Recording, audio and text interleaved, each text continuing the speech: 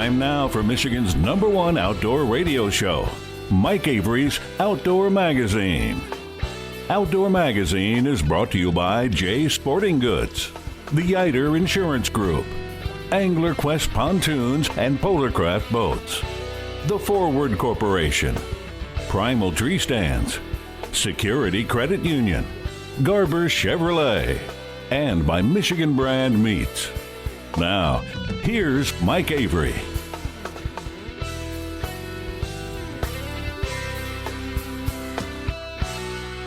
Well, thank you, Ken Hunter, for that introduction, and welcome to another edition of the Outdoor Magazine show right here on the Outdoor Magazine Radio Network. More than 30 AM and FM stations across the great state of Michigan. We are here for 3 hours every week talking about the great outdoors, the history and tradition of the outdoor lifestyle here, primarily in the great state of Michigan. Hunting and fishing and shooting and trapping, those and conservation issues and wildlife management issues and wild game cooking. And those are kind of the areas I concentrate on. There are a lot of wonderful outdoor recreational activities like hiking and bird watching and boating and sailing that I don't spend a lot of time talking about. Why is that? Well, I don't think there's anybody who is trying to take away your right to bird watch. I haven't seen the Fund for Animals come out and say that we think bird watching is bad and we're going to try to ban it. No. But what about hunting and fishing and shooting and trapping? Oh, baby, those are absolutely under attack. No doubt about that. As I'm here in the studio right now, it's a nice break in the weather. It's in the low 40s. Now, that could and probably will change by the time you hear this show. But isn't it nice to know that we're starting to turn the corner? And again, my friends in the UP, I hear from you all the time. You say, Avery, quit talking about spring. We're a long time from spring. I get that. But I feel like I'm just this close to seeing that first dead skunk in the road.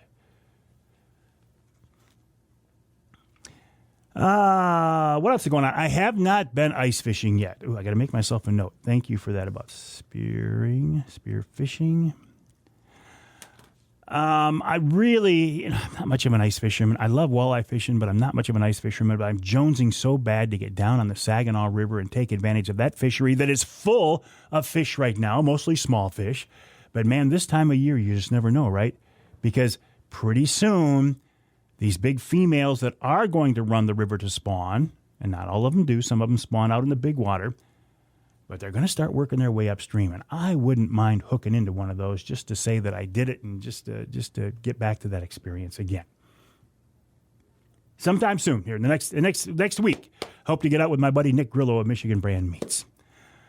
What else? Wolves. Shall we talk about wolves? Are you sick of hearing about wolves? Well, I am. I am sick of hearing about wolves, but we've got to talk about them. Here are 3 names that I want you to remember and keep in mind. Defenders of Wildlife, Wild Earth Guardians, and the Natural Resources Defense Council. Those are the groups that brought the lawsuit in the California federal court that now basically put wolves back on the endangered species list and have taken away any chance of having a wolf hunt here in Michigan and many other states anytime in the near future. Watch out for groups like this. They are in my opinion, very, very dangerous.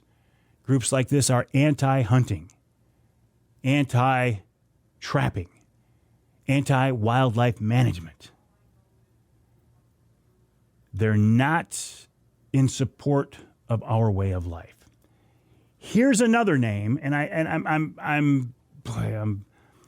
don't want to get too political, but I need to say this, and if I cross the line, I'm sure you'll tell me about it. My email address is mike@mikeaveryoutdoors.com. I welcome your comments, but here's another name that I think you should keep in mind. State Attorney General Dana Nessel. Can I read a tweet that Attorney General Dana Nessel put out? Michigan is proud to be home to approximately 700 gray wolves. These magnificent animals serve important roles in our Great Lakes ecosystems, and they show us that dedication to family is not unique to humans. Think about that for a minute. I refused to stand idly by when the federal government tried to use the Great Lakes Wolf Recovery success story to remove needed Endangered Species Act protections for gray wolves in other states. The court rightfully ruled in favor of nationwide wolf recovery, and I applaud this development. Here's the statement that gets me. And they show us that dedication to family is not unique to humans. I believe our Attorney General watched too many Walt Disney movies when she was growing up. She has done something that a lot of well-meaning but ignorant people do. The term is anthropomorphize. Anthropomorphize is when you put human characteristics on wild animals. And that's what our state attorney general did right there. Now, I am not one of those people who say, let's wipe out the wolf population. I love the fact that we have wolves in Michigan. We just obviously have too many, and they need to be, I think this is very clear, they need to be controlled in certain parts of the UP. And the best way to do that is with a hunt. Let dog hunters in there, let trappers in there, and just knock down the population a little bit and put fear of man into these wolves. But when we've got groups like Defenders of Wildlife, Wild Earth Guardians, Natural Resources Defense Council, a judge in California, a federal judge in California, and our own attorney general fighting against this, I just don't know why our state attorney general, when she's got so many other things to worry about, is on the bandwagon of protecting wolves.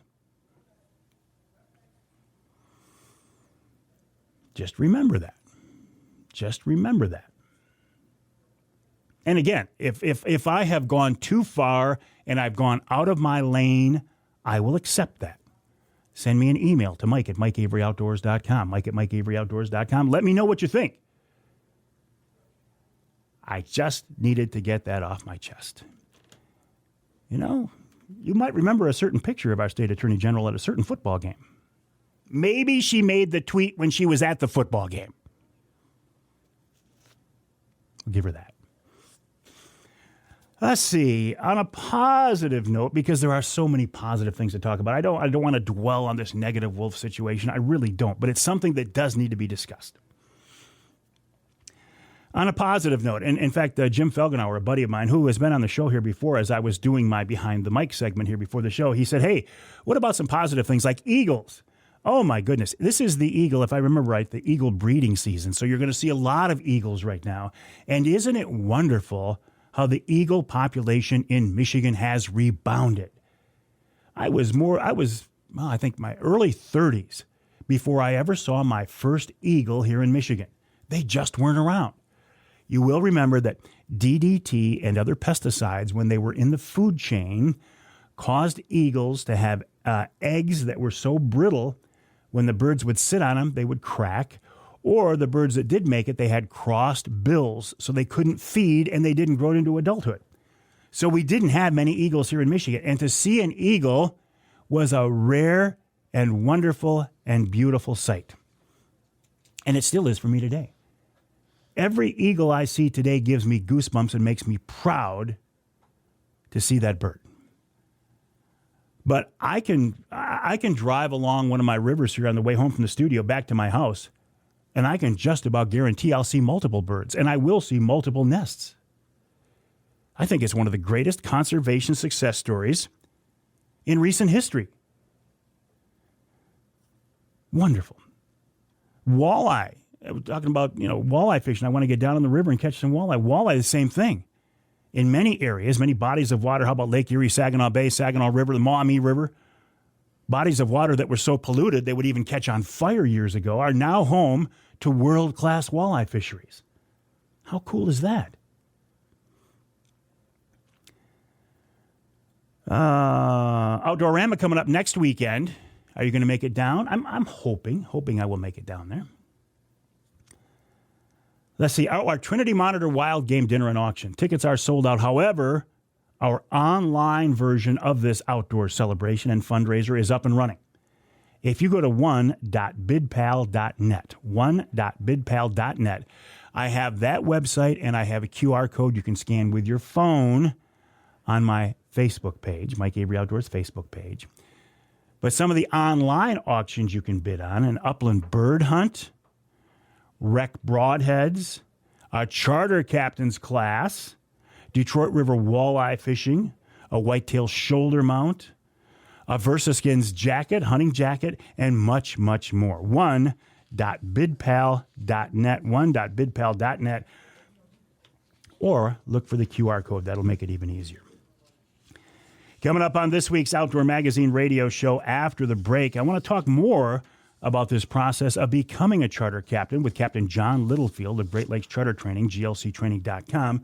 It's John and Captain Mel Stackpool who are donating a class. Then Ed Golder of the DNR checks in with an update on this whole wolf situation. What does it mean now? In hour number 2, one of the best extreme long-range shooters in the world, undisputed, Paul Phillips, will join me. Karen Cleveland from the DNR. This week's Ask Avery segment deals with stunted pike populations on some inland Michigan lakes. And in hour number 3, Lance Valentine of Teachin Fishin, and we'll wrap it all up with wild game chef extraordinaire Dave Minar. That's all coming up in this week's Outdoor Magazine show. One more time, if you want to reach out to me, complain, that's fine. Mike at MikeAveryOutdoors.com. That's Mike at MikeAveryOutdoors.com. My website is MikeAveryOutdoors.com. I'm MikeAveryOutdoors.com on Mike Avery Outdoors on what? YouTube, Facebook, Instagram. More coming up after the break right here on Outdoor Magazine.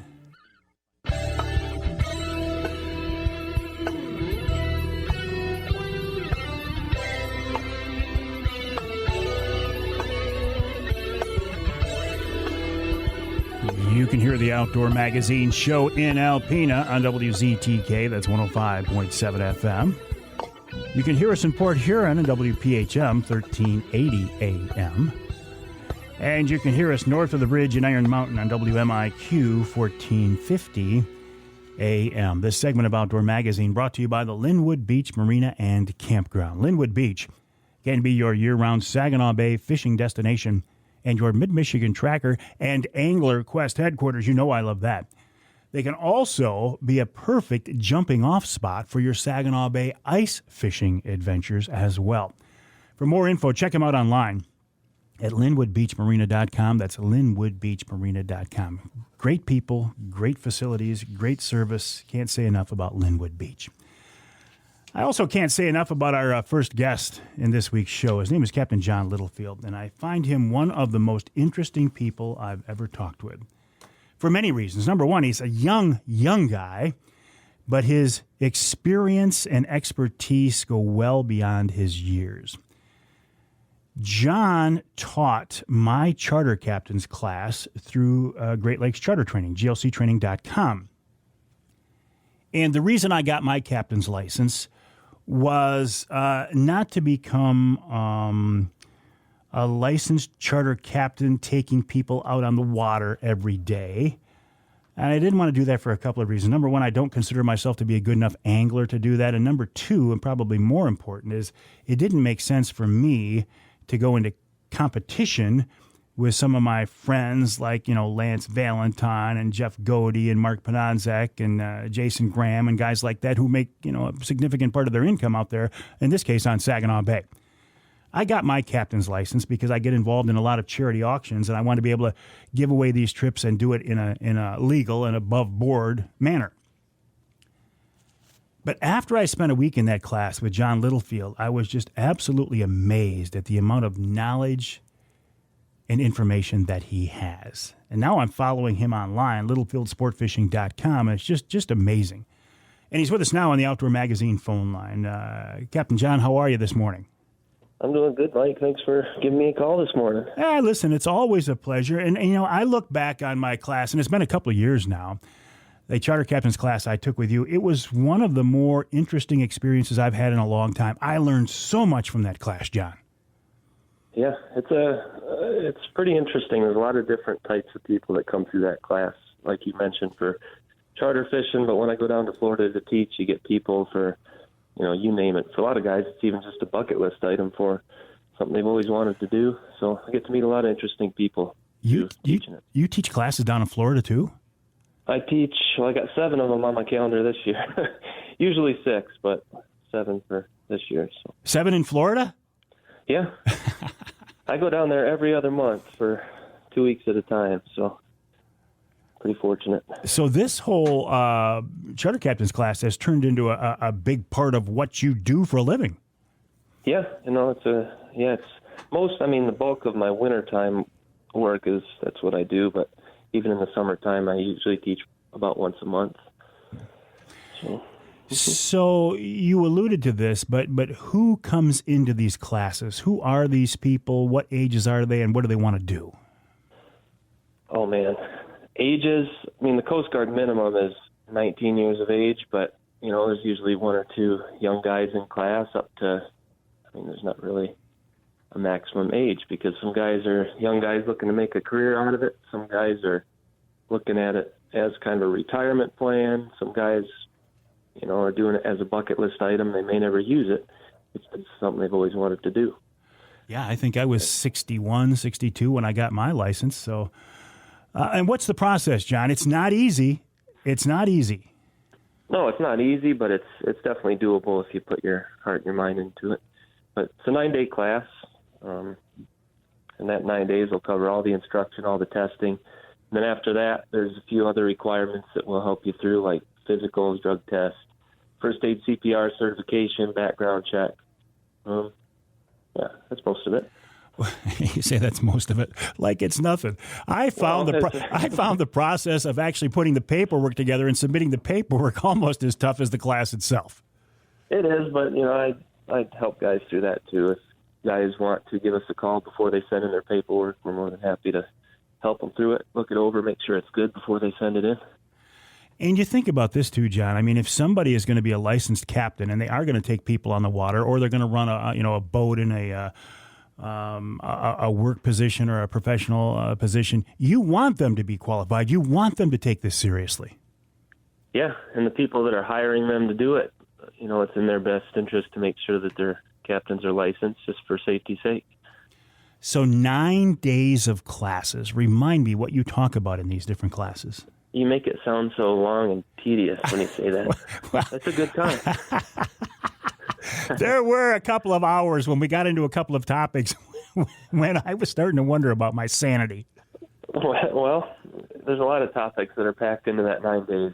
So we cover the Coast Guard Navigation Rules Handbook, which covers all the lights and the sound signals and the right-of-way stuff. But then we also get into the charting. We plot courses, ETAs, calculate and plot stuff on the nautical charts.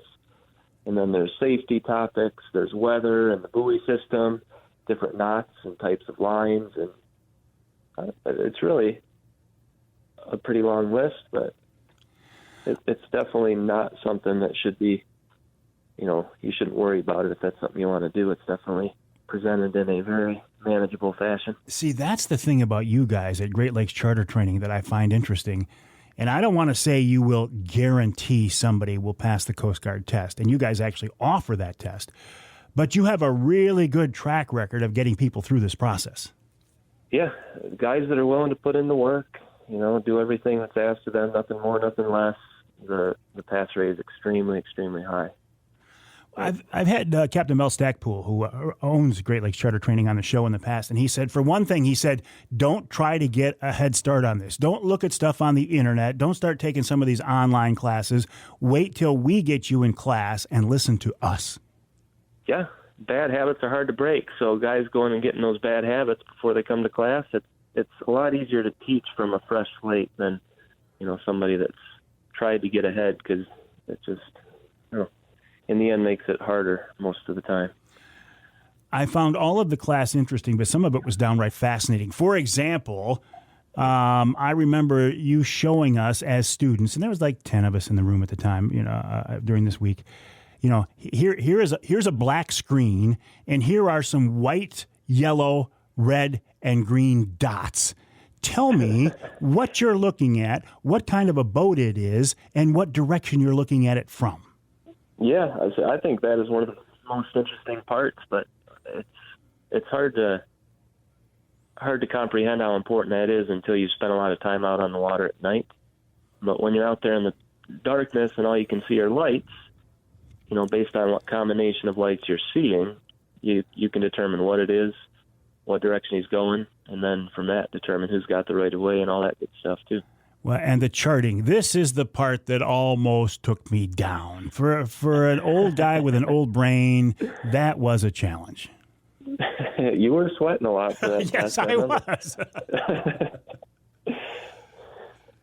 It's charting. I mean, charting is fun because instead of just having to memorize the stuff like you do the rules, you can kind of think your way through it. If you're a math person, especially, it's kind of fun to figure that stuff out.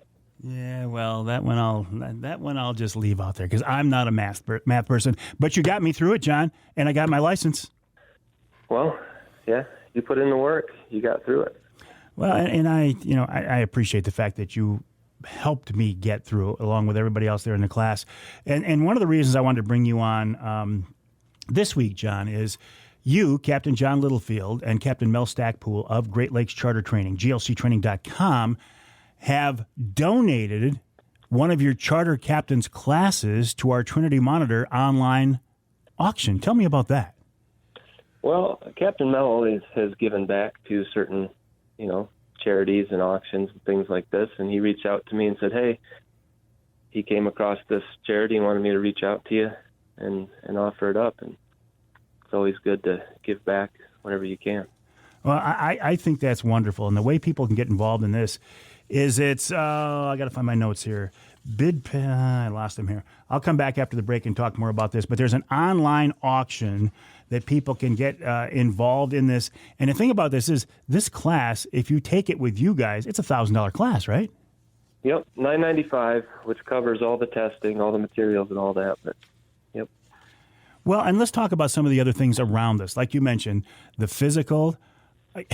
And what about a drug test? I've been drug tested 3 times now since I got my captain's license. Well, maybe they're suspicious. Well, they shouldn't be. I'm the cleanest guy out there. I think I've proven that to them. So you're in a random drug testing program then? Yeah.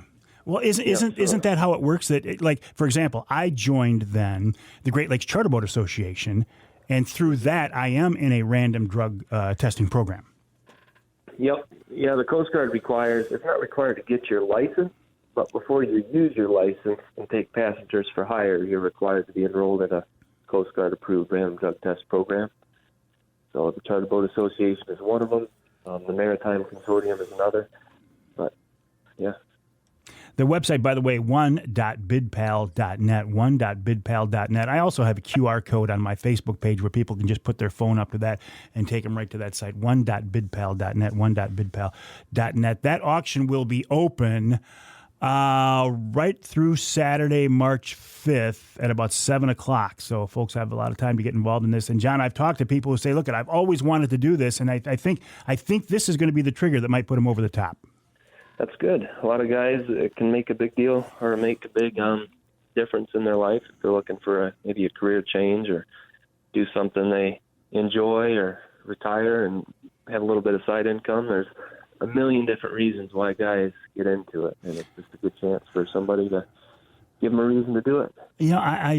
For me, I had a reason to do it because of the charity auctions, but I have to admit it was kind of a bucket list thing. I grew up fishing salmon over on Lake Michigan. I'd see these charter guys, and I'd see captain in front of their name, and it's like, man, that is so cool. And then when I had the opportunity to become a charter captain myself, I got to be honest, it was a very proud moment for me. It should be. I mean, it's an accomplishment to get it. Not everybody's got it, and it takes a lot of work in order to receive it. So. Well, I appreciate your help on that, John. Hang tight. We got to take a break here in the Outdoor Magazine Show. We're talking with Captain John Littlefield of Great Lakes Charter Training, glctraining.com. By the way, John's website, and he is an avid angler and very active on social media, is littlefieldsportfishing.com. That's littlefieldsportfishing.com. We'll take a break. When we come back, I want to talk more with John about some of the adventures he has planned, because last time I talked with him on the Angler Quest podcast, he was talking about some really cool things. That's coming up after the break right here on Outdoor Magazine.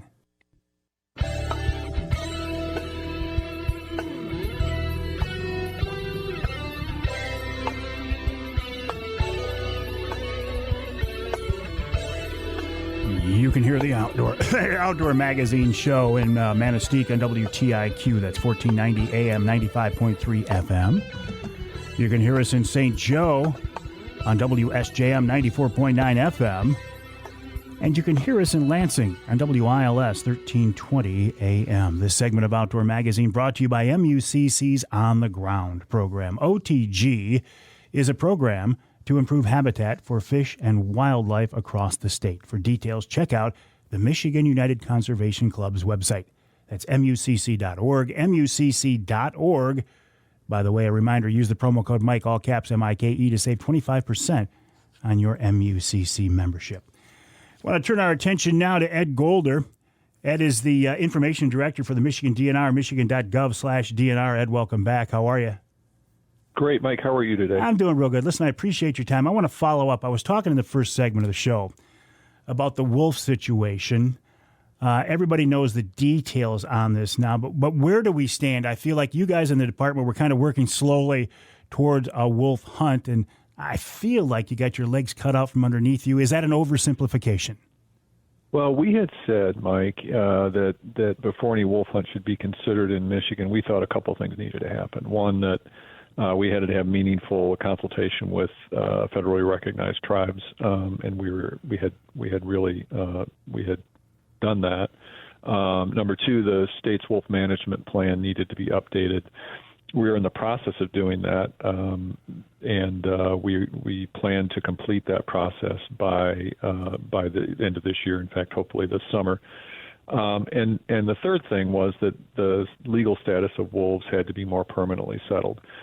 We knew, you knew, probably a lot of people knew this delisting decision was going to be challenged, and that a court may take that listing away from the U.S. Fish and Wildlife Service, which is exactly what happened.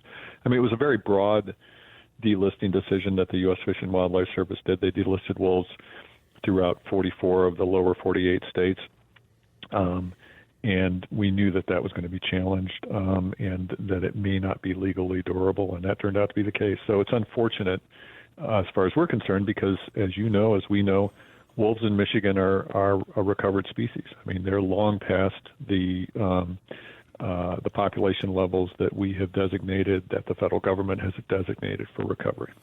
Well, I will admit that I had been getting a little frustrated with the powers that be in Lansing, including the DNR, about what I perceived as a lack of movement. But when you put it that way, and you actually look like you were well ahead of the curve by seeing that this was a potential problem and kind of holding off to wait to see what the outcome was.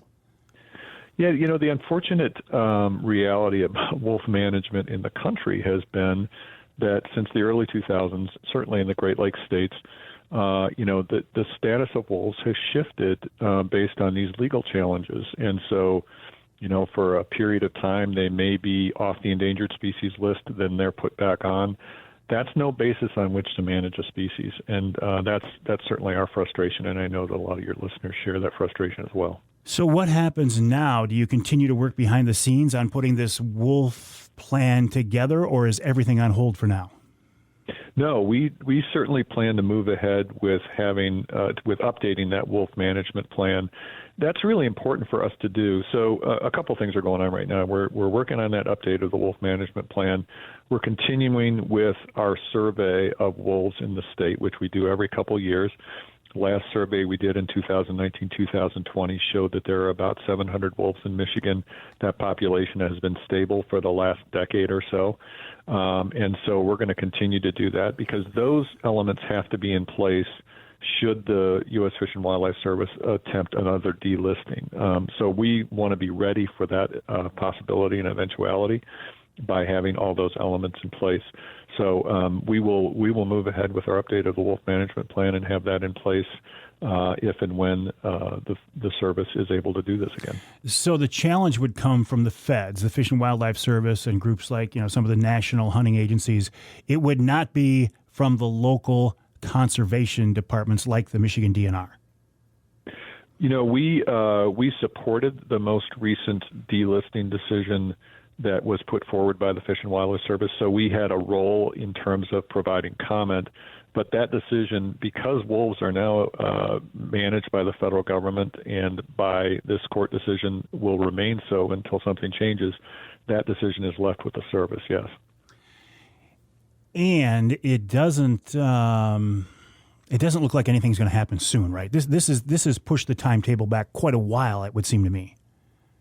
Yeah, it's an interesting question, Mike, and it's a conversation for attorneys, for the service and for others.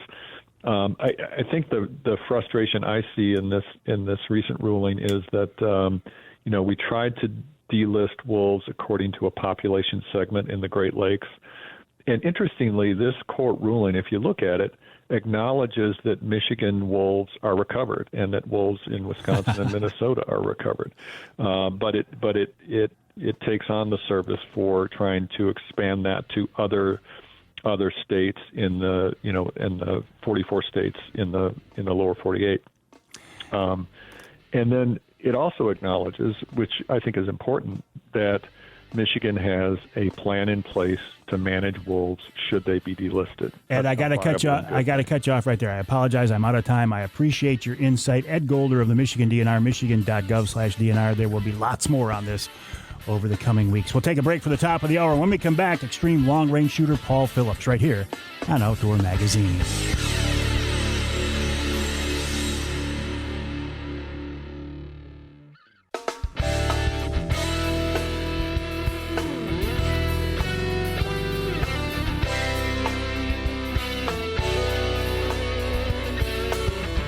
Time now for Michigan's #1 outdoor radio show, Mike Avery's Outdoor Magazine.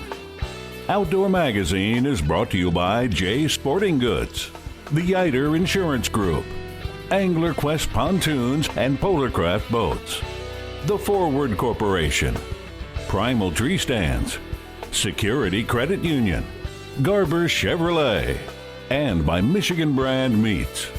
Now, here's Mike Avery.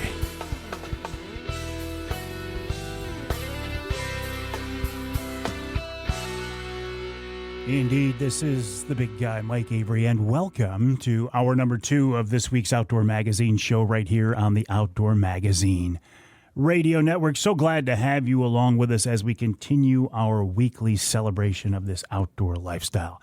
You can hear us on more than 30 radio stations on the Outdoor Magazine Radio Network, AM and FM radio stations across the great state of Michigan. And I talk about radio, because this is first and foremost a radio show. And I think the best way to listen, if you can, is on your local AM or FM radio station. There you can get your local news and weather and sports, even your local commercials. Maybe there's a sale you want to take advantage of. Plus, the broadcast stations, the radio stations, get the content of the show before the podcast version is uploaded. People say, oh, the podcast is dropped. Why do they say it's dropped? You don't drop a podcast, you upload a podcast. So I say the podcast is uploaded. But I really do think the best way to listen to Outdoor Magazine Radio is on your local radio station. And I talk about that because there are not many syndicated statewide outdoor radio shows in the country. Now, podcasts, on the other hand, everybody's got a podcast, and that's great. I love podcasting, and I have podcasts. In fact, you can hear the podcast version of the radio show online about anywhere. It's on my website, MikeAveryOutdoors.com. It's on my Facebook page. It's on Amazon Music, Audible, Twitter, LinkedIn, iTunes, Google Play, iHeartRadio, SoundCloud, yada, yada, yada, yada. Even YouTube. I know it doesn't make any sense. It's a radio show, and I put it on YouTube, and people watch/listen to it every week on YouTube. Regardless of how you're hearing my voice, though, I just do certainly appreciate it. Also, though, I need to put in a quick plug for the Outdoor Magazine Podcast Network. These are shows that do not appear on radio. They are only podcasts. I do a monthly podcast for Offshore Tackle, Angler Quest Boats, Primal Tree Stands, and Polarcraft Boats. In fact, we were going to record a Polarcraft podcast today here in the studio. Our guest got a little bit waylaid, a little bit tied up, so I will record that one from my home studio, and you'll be able to hear that at polarcraft.com. Oh, I say often here on the show that one of the coolest things about doing what I do is the fact that I've had a chance to get to meet and know and work with and talk with so many interesting people. A lot of these people I met through the job. I met with a TV camera on my shoulder, or I met, with a microphone in front of my face. My guest right now, though, Paul Phillips, was actually a personal friend of mine long before I started realizing that the type of skills that he had. Paul is undisputedly and undeniably one of the top extreme long-range shooters in the world. And the cool thing is he's a Michigan guy. He was born here in Michigan. He's lived here in Michigan. And he's still here in Michigan. And he's with us now on the Outdoor Magazine phone line. Paul, welcome back. How are you, buddy? Hey, great, Mike. Thanks for having me on. I just got back from Phoenix yesterday, so I'm back to the nice, cool breeze. What were you doing out in Phoenix? Probably shooting related, I would expect. Yes, I was at the Southwest National shooting my 308 again. Got away from it a little bit, and I just went back just to see all my friends. There was over 300 people competing out there, and it was nice, to see that many people out shooting and loving the sport of long-range shooting. 308. You haven't been shooting that for a while, Paulie. No, it's been a while. Last year, I went to the Nationals. Since the World's in 17, I haven't really touched it much. But, again, I miss the folks that compete in that discipline. So I went to the Nationals last year. I took fifth, and it qualified me to go to a V2 challenge later in this year down south. And we had a team, Team Creedmoor, me and Ray Gross and John Droley and Dan Polabel and Brad Sobey. We were all teamed up. We went up there. And anyways, just got together, had some fun, try to mix it up a little bit. Well, the names you just mentioned, there are a lot of Michigan guys there. I feel like Michigan is kind of a hotbed of extreme long-range shooting. It is, yeah. We have a lot of business. We have a lot of manufacturing.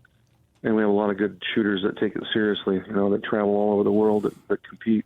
I think it's probably based upon, we're a big hunting-based state, and a lot of us came up hunting and got enthused with, rifle accuracy, and then it led to, shooting longer distances around the state with longer ranges available. It kind of sets the hook.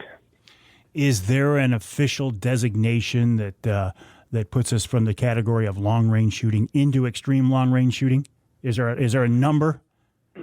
Sure, yeah. I mean, I think widely when I helped organize the rules for the longest, the world record attempt, which is 3 for 3 at a distance on a 36-inch plate with no practice shots, we kind of talked about the same topic, and what we came up with across the board in the country was, anything inside of 600 yards is mid-range. Well, actually, let me back up. Anything, inside of 200 yards, like bench rest, 100, is short range. Anything inside of 600-yard range is mid-range. And then long range is, I'd say, out to 1,000 to 1,200. And then anything past 1,500 yards, that's the beginning of where we start in ELR. That's the closest we shoot is 1,500 and then beyond. And then, we're shooting out 2-3 miles now. And beyond, right? Absolutely. You mentioned something, Paul. I got to follow up on this. You said when I, Paul Phillips, helped put together the rules for world record shooting. That's a pretty big deal. Yeah, it is. Obviously there's other people involved, and I have to bounce stuff off. But at one time a few years ago, I was being pressed upon to try to get this thing rolling, and I helped out. I actually organized the event. I organized the world record attempt in Las Vegas, and it was very successful. There were several of us that went 3 for 3 and set records to launch the whole world record event. And then obviously now, we started out at 1,500 yards, 1,700 yards, and now we're at 1.5 miles. So 3 for 3 at 1.5 miles, and all like we said before in other segments. Everybody's working together. All the manufacturers are developing better products. The machining processes, the bullet manufacturers, everything's getting much better and more technical, and it's really leading to us, being able to put some crazy numbers. I'll share with you. I've done, military seminar just recently in Texas for the Marine Corps and the Army. Did a seminar down there with them, and just blew them away with cold bore hits at a mile in little tiny groups in front of everybody. And I did some civilian training in Texas where guys hit 2 miles on video. And it's really getting crazy out there. The military, law enforcement, competitive shooters are really pressing the distances. How did you, a guy who grew up in Michigan, a hunter, spent some time in the Marine Corps, spent some time in law enforcement, how did you end up to where you're at today, Paulie? I think the passion, the passion to keep doing it in many different disciplines, being hungry and not settling for,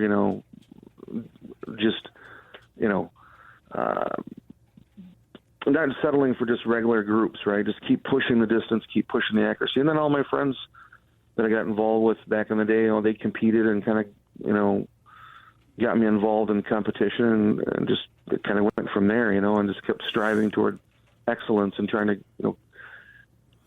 be competitive. I was a really competitive person playing sports in high school and, being in the Marine Corps, and they taught me the discipline and the passion and the hunger, and just it was a fun thing to do. And I kept getting better. So it was like, okay, where does this stop? And I don't think we've reached that limit yet, Mike. I mean, we're going to go for 5 miles this year. I got to follow up on that after the break. We're going to take a break here in just a couple of minutes. But what distance were you in the Marines? When you were in the Marines, what distance were you guys shooting back then? No, we were only shooting, 600 to 1,000, sometimes 1,200. Not far. We just sort of 308. Accurately, I'm saying, like acceptable groups in today's standards, But it's really changed. I mean, we really pushed it much farther in today's world. So I feel like you, I guess you're a civilian at this point, I feel like you are coming back and actually teaching the military and helping out the military, and as you say, law enforcement too. Yes, sir. Yeah, we did a big seminar down in Texas for the Marine Corps Scout Sniper Association, the Army Sniper Association. And I'm going to be launching some videos of what we did. They're getting edited right now, but pretty incredible stuff. Walking up to a range, having the whole class in front of me, explaining how to do it, getting up there and picking somebody out of the audience to actually shoot the rifle, much like I did with you on the radio show we did at one time. Yeah. And then having them hit the target cold bore, which means no practice shots, and have, a little 5-inch of elevation at a mile, and no practice shots, just hitting steel for a shot. So all the technology works. It really works. And, we're starting to see the implementation in law enforcement, military, competitive shooting sports, and hunting. It's going to be really growing big, I think. And I'm trying to make people aware of it and trying to show them how it's done, show them how to do it. Well, you're doing a great job, Paul Phillips, of making people aware of this. We're talking with Paul Phillips, one of the best extreme long-range shooters in the world. He's a Michigan guy, and he's a proud Michigan guy. His website, globalprecisiongroupllc.com, globalprecisiongroupllc.com. We've got to take a break, but when we come back, I want to talk with him about this attempt to shoot at 5 miles. Imagine this. I shot with him at a mile, and it was incredible. 5 miles? That's crazy.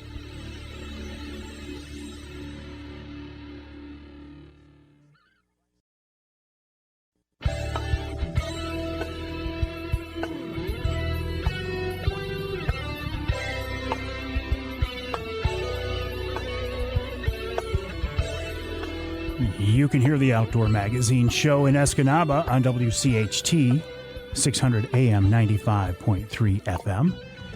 You can hear us in Tawas on another AM-FM combo, WIOS, 1480 AM, 106.9 FM. And you can hear us in Newberry on WNBY, 1450 AM. This segment of Outdoor Magazine is brought to you by Rapid River Knives. I have a Rapid River knife in my pocket right now, and I reach for it on a daily basis. I know many of you carry knives as well. That just as a tool, right?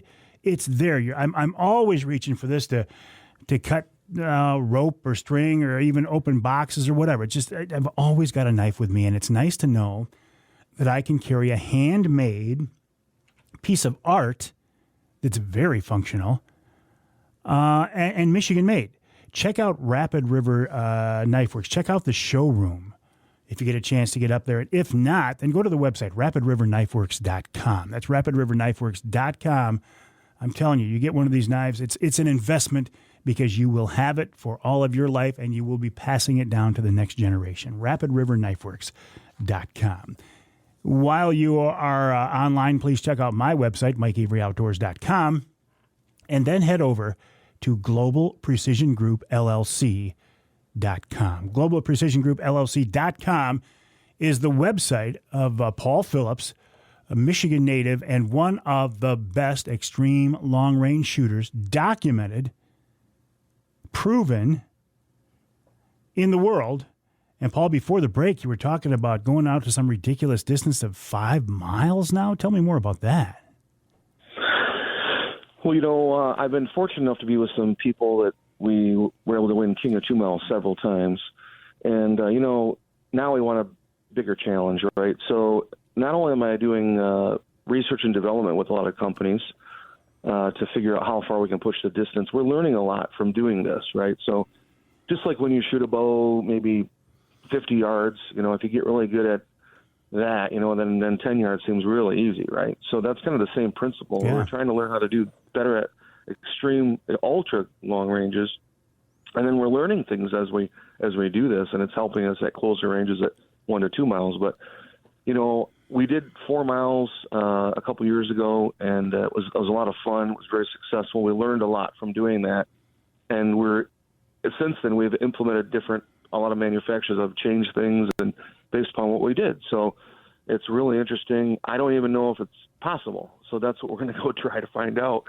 I learned a lot from the last 4 mile impact, and we're putting a lot of those new technologies and new changes to try to attempt 4 or 5 miles. Now, there is one company I'd like to shout out to because we're waiting on one more product to be able to do this, and that's the sighting system. TACOM HQ, TACOMHQ.com. They're the ones that make this product, and he's doing a special one-off for me.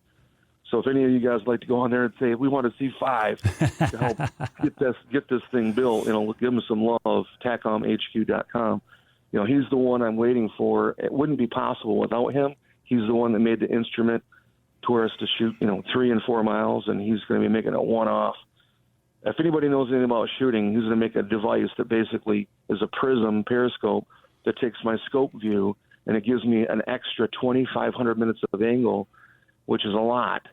And then it also deflects it around the barrel so that, as you can imagine, the barrel is going to be way up in the air, like a 20, 30-degree angle, and, you wouldn't be able to see through the barrel. So he makes this device. It's very, very high-tech.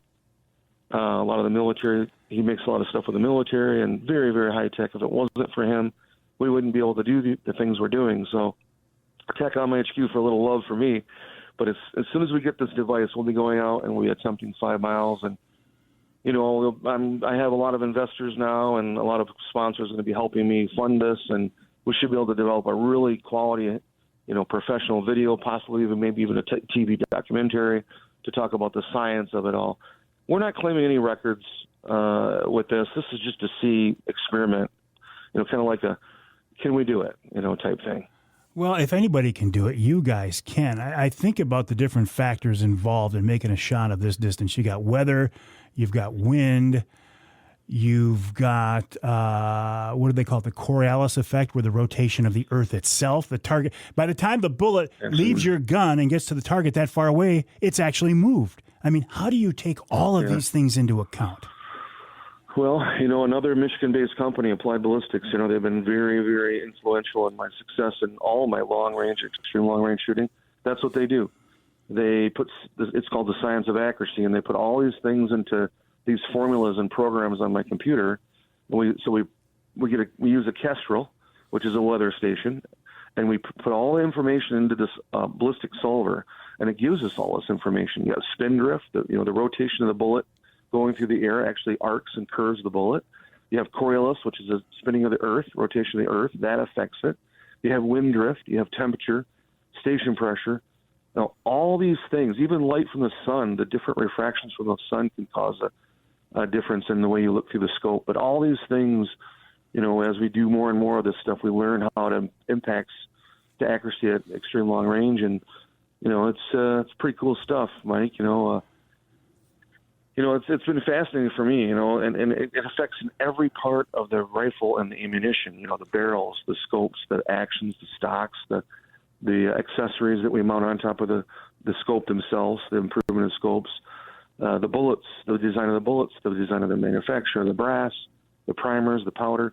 I just recently, just in the last few days, I've met with the powder company, I've met with the brass manufacturers, I've met with the bullet manufacturers, so they're all kind of gearing up and trying to do the best they can to provide me with, the most consistent products to be able to, have these bullets replicate, the same point of impact. We just got back from Texas with some clients, some civilian clients that never shot past 100, 200 yards in their life, and they both impacted 2 miles, one of them within 4 shots, and the other within 25 shots. So unbelievable. And their groups were less than 3 foot of elevation at 2 miles, and these people are off the street. So it's absolutely fascinating, the things we're doing. And people say, well, I'm never going to shoot 2 miles. Well, no, but it might make your shot out to 500 way better and increase your chance of getting a big buck or a big bull or something. Yeah. Like you say, a lot of us aren't going to shoot these extreme long distances, but everything you're doing is going to come back to us as hunters and target shooters and make our gear and products we're going to be using even better. Absolutely. The technology, look at the technology of bow and arrows, right? I mean, it's just absolutely crazy from the recurve, the Fred Bear days, to your recent crossbow. I mean, it's just unbelievable, the accuracy with the scopes and the red dots and all the equipment. And the same thing with rifles, I mean, the rifle technology and the ballistic solvers and whatnot have just came so far, and it just really changes the game and everything, military, law enforcement, hunters, and competitive shooting. I mean, I just got back from Arizona. One of my good buddies shot a group on paper at 1,000 yards, okay? At 1,000 yards, he put 17 shots inside of a 5-inch circle in a row. Wow. And then he only dropped a couple out within a couple inches. But think about that for a second. 17 shots into a 5-inch circle at 1,000 yards. I mean, consistently. That's scary. I mean, that is unbelievable. I used to think that this extreme long-range shooting, in my mind, before you educated me, that this was all going to happen with 50 cals. But you guys have gone way beyond 50 calibers, haven't you? It's a different type of bullet for a different reason. They made those back, World War II and post-World War II for more bigger armor type stuff. And the accuracy really wasn't designed for that cartridge.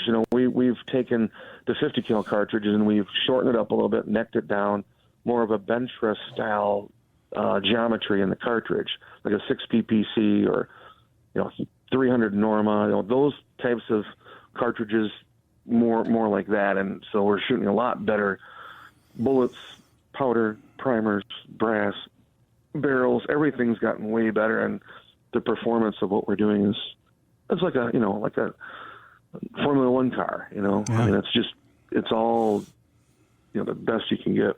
Well, what caliber will you be taking this? What did you shoot the 4 mile at, and will you use the same thing in your 5 mile attempt? Yeah, we're going to be using the 416 Barrett, and that's what we won the King of 2 Mile with in 19. My team took first, third, and fourth out of 80, and that's the cartridge is very, very accurate, and what's nice about it is it has a lot of energy, so that when it hits the ground, it's got a big old 550 grain cutting edge bullet.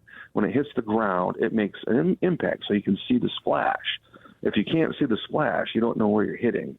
So this goes into a whole other realm of shooting. We have forward observers, just like artillery, where when they see the splash, they radio back to us to tell us where to aim. So it's teamwork.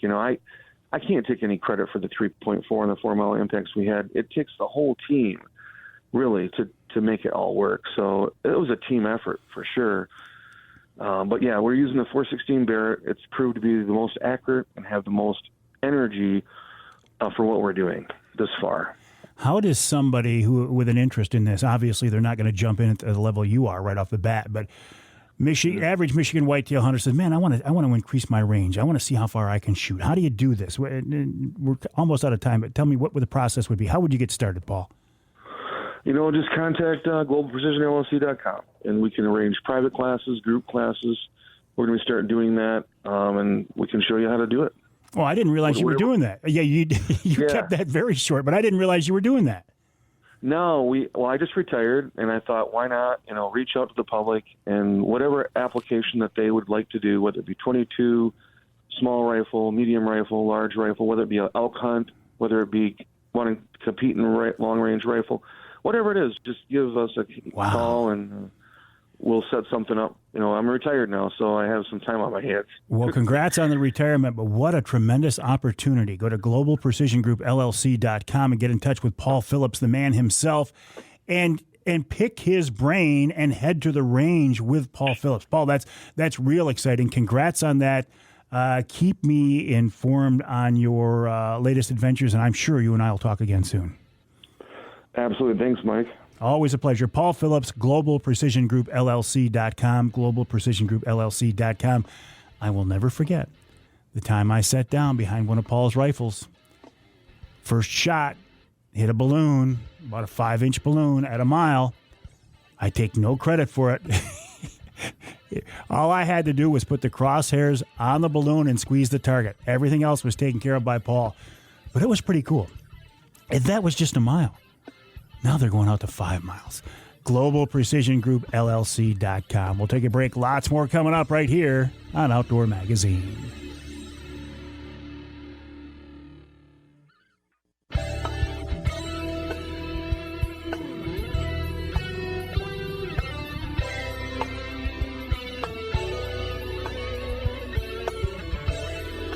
You can hear the Outdoor Magazine show in Traverse City on WTCM. That's 580 AM. You can hear us in Marquette on WDMJ 1320 AM.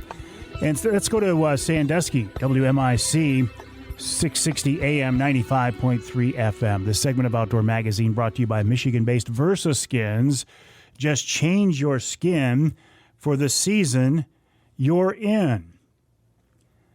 Michigan-based Versa Skins has come up with a really cool concept. Rather than buy new hunting clothes for every season, just snap on and zip on a different outer shell like snow camo or blaze orange for gun season. It is very, very cool. The website, versaskins.com, versaskins.com. And we are auctioning off some Versa Skins for our Trinity Monitor Wild Game Dinner. Go to one.bidpal.net, one.bidpal.net, and you can take advantage of that. I want to turn our attention now to Karen Cleveland of the DNR, who joins us on the Outdoor Magazine phone line. Karen, welcome back, and help me understand how every person who works for the DNR is not a game warden. Well, it's a common misconception, and it's kind of funny because every year when we have our deer check stations across the state, it's a lot of the folks that staff that are going to be biologists, they're going to be secretaries, they're going to be folks from all over the DNR that'll staff that, and the number of times that we get asked at check station, oh, are you the warden? And we all kind of, after a while, go, deep sigh, no, I'm not the warden, I'm a biologist, I'm a secretary, I'm a communications professional, I'm a graphic designer.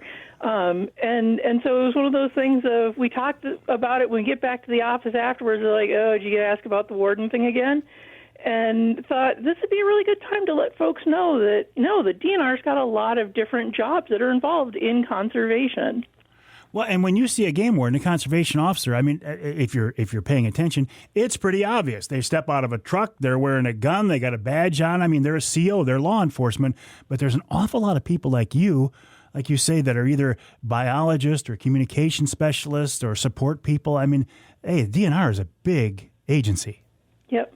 And it's really, we understand entirely why it's confusing for folks. The folks that usually get seen out kind of in the wild, as it were, from the DNR are our conservation officers. Those are the folks who really are out across both state lands as well as private lands, interacting with hunters and anglers and campers. If you've ever gone camping, you've probably actually interacted with quite a few seasonal staff at our state parks who are coming from all sorts of different places. When I was in college, I actually worked at one of our state parks for a couple of summers as a college student. And so we've got a whole bunch of different faces you might see in a state park. But you're just kind of out someplace that's not on state land and you see something that says DNR, it's really easy to get confused about that. But the short version is, yeah, we've got lots of folks that are out there doing stuff that, I mean, if you stopped and thought about it, you go, oh, that kind of makes some sense. So when we have our prescribed fires on some of our lands, we're going to have fire officers out there. We'll also have biologists. We may have farm workers who do some of the planting on our properties for grassland restoration who are out there doing that as well. So it's not that hard to imagine that, well, you know, if we've got bills, we must have accountants too. There's a lot of folks that are kind of helping with the mission from places that people often don't think about it. So it's sort of, you know, hey, I'm interested in accounting and I really want to do accounting, but I also like hunting. And like, what's the job for that? Well, hey, the DNR likes to hunt and we have bills. So it's a perfect fit. Yeah, I've always thought that for somebody who loves the outdoors, like the DNR would be a great job. Are you, you know, hey, everybody's dealing with budget cuts these days. Are you guys hiring? Do you have openings or is it a freeze? Well, we don't have a freeze, so that's the good news. The bad news is we aren't in a big staffing push right now. So we're kind of got things stabilized. The pandemic is not helping the situation with that at all. But we have had, actually in Wildlife Division, we've had a number of retirements recently of folks that I got to meet and know when I was in college 30 years ago. What was that number?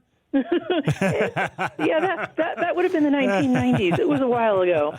But we tend to have, especially in Wildlife Division, we will see cohorts of folks coming in. So about every 5 years or so, it's not that unusual to sort of have, you know, a dozen people who all came in around the same time, then getting to that point where they're all around that same retirement age and all leaving around the same time. And so it's for us in our division, what is fairly typical is we'll see like little clusters of retirements happening. And right now we're seeing some of that happening in Wildlife Division where we've had a number of positions in the last year that have been posted. I'm just curious, are you guys, are you going into the office these days or are you still all working from home? I am sitting at my house right now watching my bird feeders. Man. So it is an optional situation. So we have staff who are going back into the office when they have work that needs to get done in the office. And so a lot of our field staff have been spending time back in the office this past year, since this past summer, because there's habitat work that you can't really do that at home. We have our wildlife disease lab staff who are going into the lab because if you got to do an necropsy, you don't want to do that on your dining room table. That has to happen in the lab. But a lot of our staff, we have good networking connections from our homes, and we can take care of a lot of stuff digitally. So, I mean, if you think about a lot of our support staff who are going to be processing bills through electronic systems, you don't need to be in the office to do that. So a lot of our work we've been doing from home for 2 years now. So, Karen, it sounds to me like you would encourage a young person looking for a career these days, don't forget about the DNR. Don't forget about the DNR. If you think natural resources are kind of your passion and your hobby and your fun, but you think, gosh, I don't want to be a scientist, I don't want to be a law enforcement officer, we have a lot of skill sets that we use in our work that wouldn't automatically come to front of mind when you think about what we do.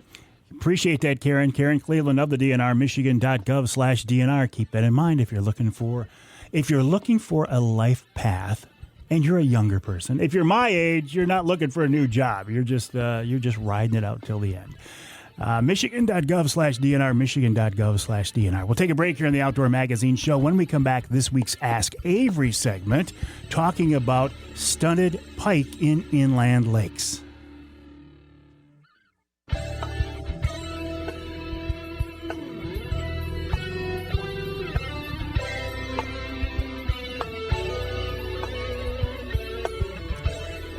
You can hear the Outdoor Magazine Show in Muskegon on WKBZ. That's 1090 AM. And Carroll, you can hear us on two stations, WKYO, 1360 AM and 92.1 FM. And you can hear us in Houghton Lake on the Twister, 92.1 WTWS. The Ask Avery segment is brought to you each week by my friends from Security Credit Union. Security Credit Union loves to work with outdoorsmen and women, and they can help you with your next outdoor adventure. Check them out online at securitycu.org. That's securitycu.org. The way this segment works is this is your chance to get involved in the content of the show. You can pose a question directly to me, something you would like me to answer, or you can use me as a conduit to get to somebody else, maybe DNR, MUCC, something like that. The best way to ask these questions is to send me an email to mike@mikeaveryoutdoors.com. That's mike@mikeaveryoutdoors.com. This week, Jeremy Weber has a question about pike. He says, Mike, have you heard any logical reasoning as to why the state doesn't lower or even take the size limit off pike for a while, as they seem to be way overpopulated on every inland lake I fish?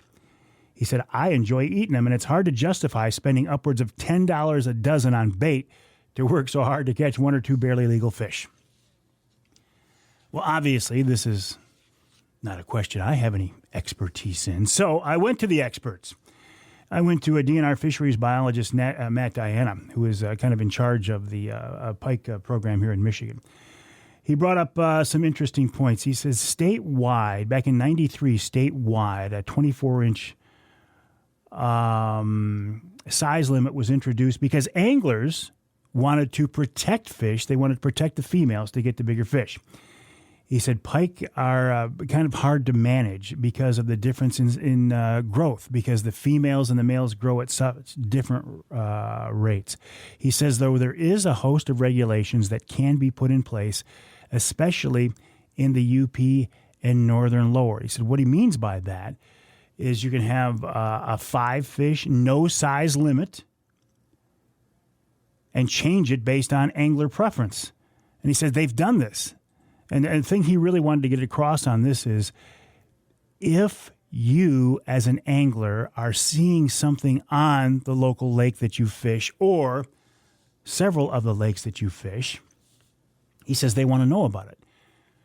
Because, as big as the DNR is, you might have one biologist for a pretty big area, several lakes, and that biologist, I guess, really, realistically, can't be expected to know what's going on in all of those lakes. So Matt suggested that if you see a problem on your favorite lake or a lake you love to fish, if you see a problem with small, stunted fish that you think should be addressed, he says do not hesitate to reach out to that local biologist, express your concerns, and, it's not out of the question that their regulations could be changed. He said the best way to do that, go to the website, michigan.gov/DNR, and there you will see a list of all the local fisheries biologists with their phone number. He says don't hesitate to reach out, call these people. I'll tell you this, right now, you're probably not going to get that biologist on the phone first time around.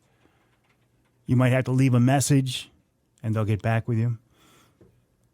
Matt says overall pike populations in the state are good. They're trying to address opportunities for harvest and trophy opportunities and provide the opportunities that people want, which goes back to Jeremy's question.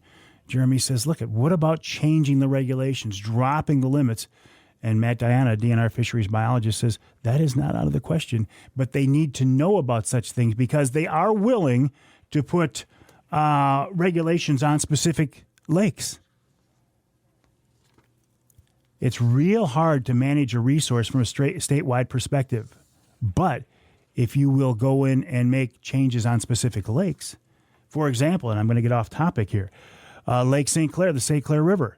This year, the walleye size limit has been increased from 13 inches up to 15 inches. Still 13 inches on Saginaw Bay. Lake Superior, whitefish, Menominee, the limit has been increased to allow anglers to keep 10 additional fish. Here's something I find very interesting. Lake Michigan, Lake Huron, underwater spearfishing regulations. See, I think of spearfishing as a saltwater, warm water type of activity, but it's gaining traction here in Michigan. And I was telling Pat that I'm going to reach out to the Michigan Spearfishing Association to see if we can't learn more about that. Torch River, Rapid River, special hook regulations put in effect. A newly inland waters. Oh, steelhead. A new daily possession limit of 1 steelhead has been put into effect on some Type 3 and Type 4 streams. So the DNR is not afraid to put specific regulations on individual lakes and bodies of water, but they are looking for your input on this. Michigan.gov/DNR, Michigan.gov/DNR. Look for the local biologist in your area and give them a call. Tell them what you are seeing. Tell them know what you would like to see. And thank you, Jeremy Weber, for reaching out with this week's Ask Avery segment. I would encourage you to do the same. Ask Avery question. I would encourage you to do the same. If you have a question, actually, if you have a question, a comment, a criticism, whatever, you can always reach me, Mike at MikeAveryOutdoors.com, Mike at MikeAveryOutdoors.com. But specifically, if you have a question for the Ask Avery segment, use that email address, Mike at MikeAveryOutdoors.com, and reach out to me, and I will see if I can get it answered. And once again, a thank you to my friends at Security Credit Union for making each week's Ask Avery segment possible. We will take a break for the top of the hour. When we come back in hour number 3, Lance Valentine of Teachin Fishin, right here on Outdoor Magazine.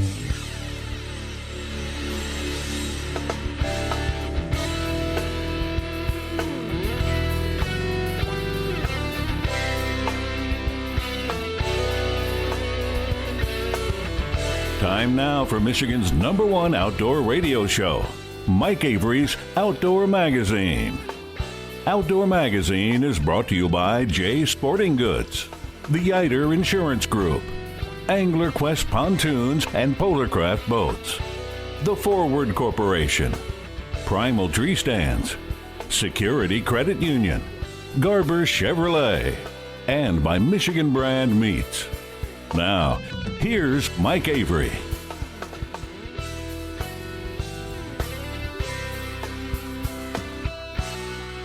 Indeed, this is the big guy, Mike Avery, and welcome to hour number 3 of this week's Outdoor Magazine show right here on the Outdoor Magazine Radio Network. More than 30 AM and FM stations across the great state of Michigan. And the goal is to keep you informed, entertained, maybe educated during the 3 hours of each week's show. And I can't do that by myself. I'm not smart enough. I don't know enough to do that.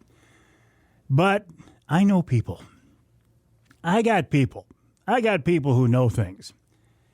And it's interesting. I was thinking as I was putting this rundown together that I must be feeling really lazy during this week as I was putting this together, because I try to make each conversation with every guest as interesting as possible. And since not all of my guests are professional communicators, sometimes I have to work at it a little bit.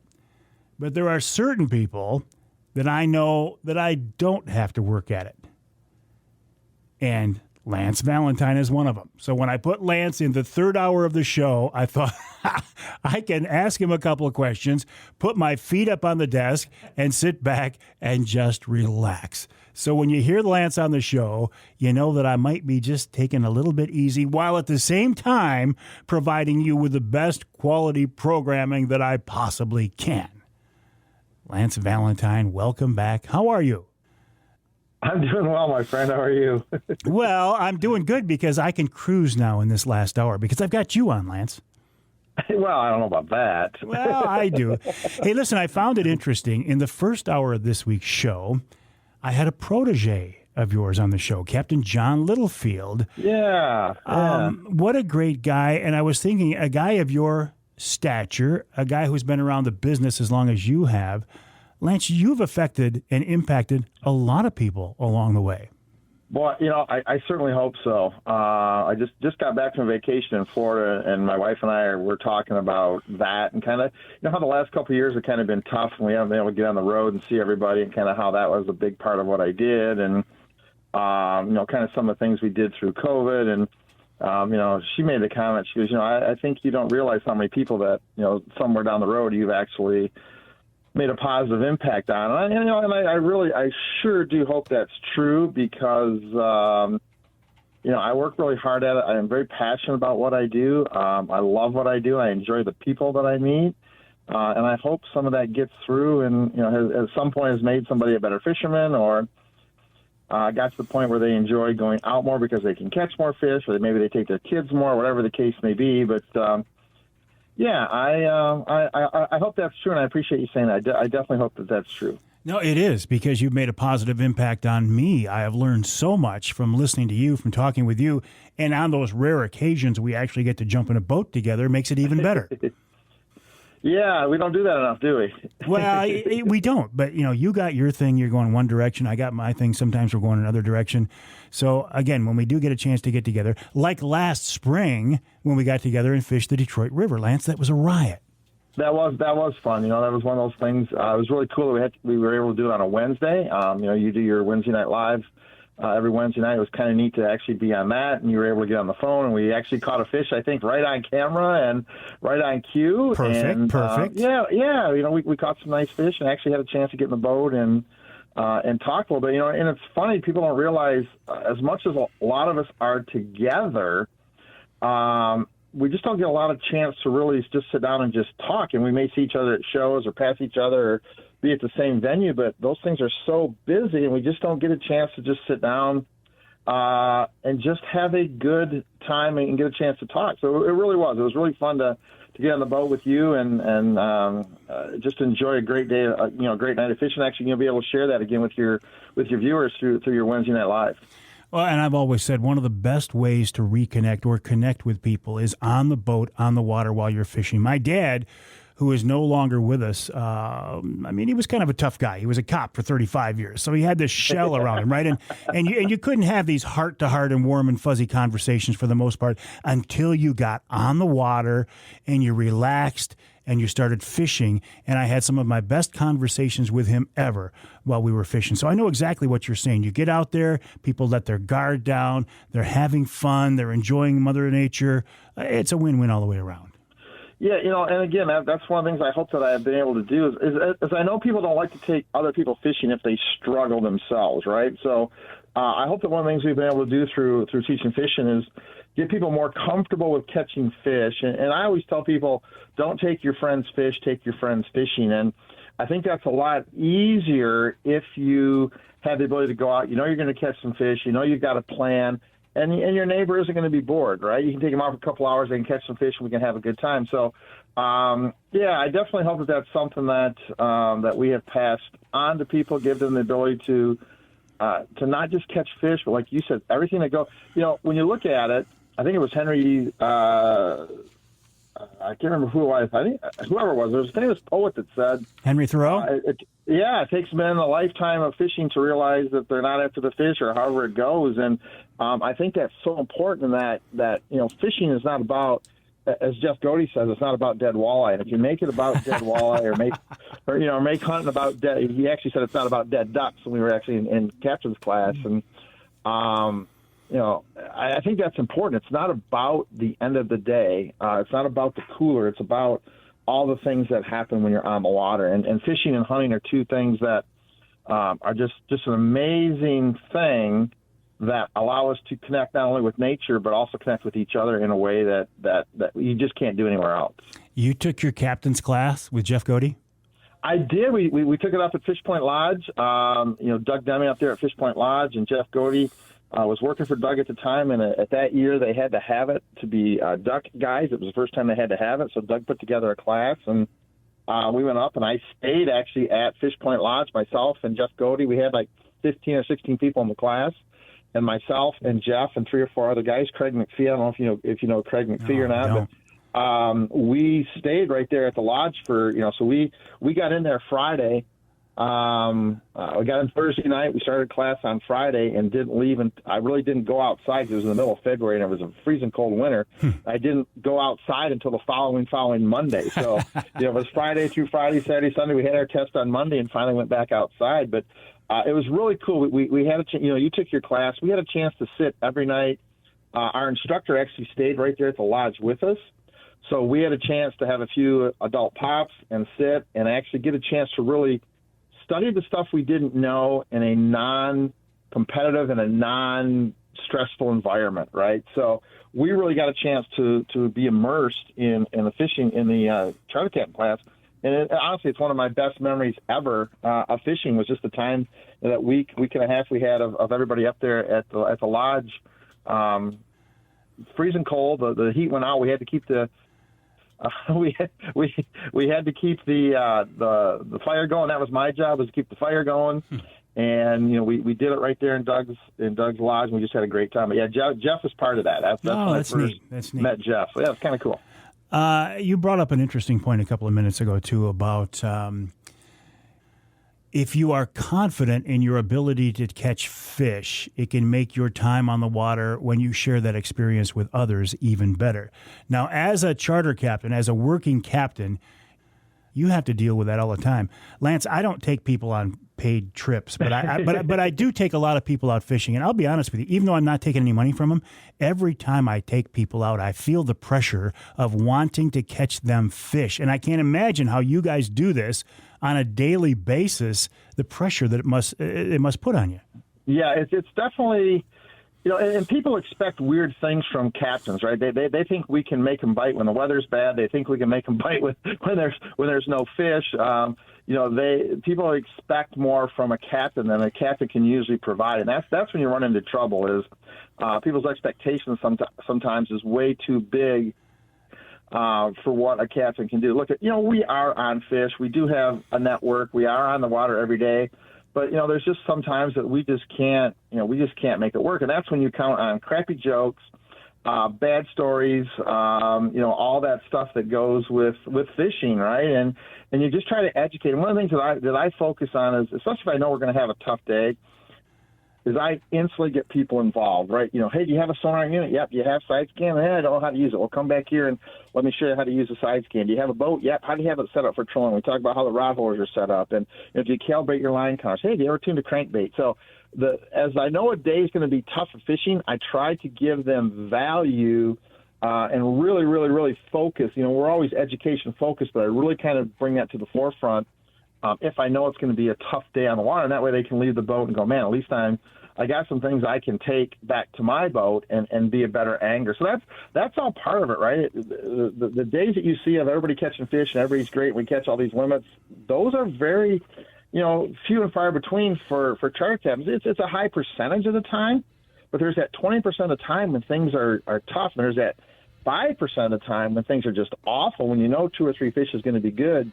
That's when I think a captain really earns his money. I think really earns his stripes, is being able to get guys to have a good time when the fishing is tough. And captains have to remember, people are paying us, especially in my situation. I don't know how everybody is, but I think most. Hang tight, Lance. Listen, sorry to interrupt you. I got to take a break. We'll take a break. We'll continue this after the break. In the infamous words of Captain Jeff Godey, it's not about dead critters.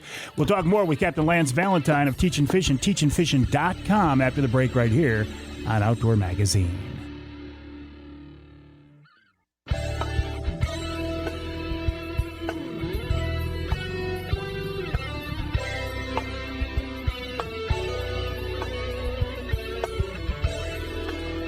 You can hear the Outdoor Magazine show in Sheboygan on Big Country Gold, WCBY, AM and FM, 1240 AM, 100.7 FM. You can hear us in Houghton Lake on 98.5 WUPS, and you can hear us in Holland on WHTC, 1450 AM and 99.7 FM. This segment of Outdoor Magazine brought to you by Michigan-based Boning, a leader in the archery industry since 1946. When Roland Boning invented Ferrule-Tite to glue broadheads to what at the time were wooden arrow shafts.